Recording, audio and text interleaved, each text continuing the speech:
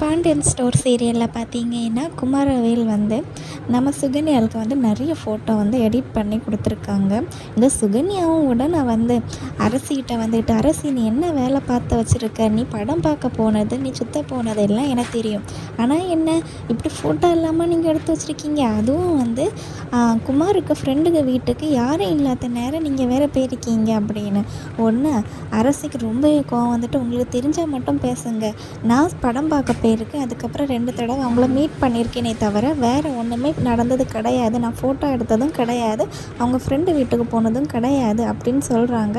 ஒன்று அந்த நேரம் பார்த்து குமார் வந்து சுகன்யாவுக்கு கால் பண்ணுறாங்க. கட்டாயப்படுத்தி அரசிகிட்ட வந்து ஃபோனை வந்து அட்டன் பண்ணி கொடுத்துட்றாங்க. அந்த இடத்துல அரசி வந்து பேசுகிற நிலைமைக்கு ஆகுறாங்க.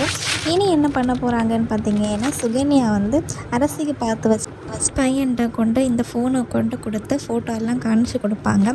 ஆல்ரெடி அரசிக்கு பார்த்து வச்சுருக்க பையனுக்கு தான் இவங்க லவ் பண்ண விஷயங்கள்லாம் தெரியும்ல, அவங்க வந்து நம்ம அரசிகிட்ட வந்து இவங்க தான் எல்லா பிரச்சனையும் காரணம் அப்படின்னும் கொண்டு போக நிறைய வாய்ப்பு இருக்குது.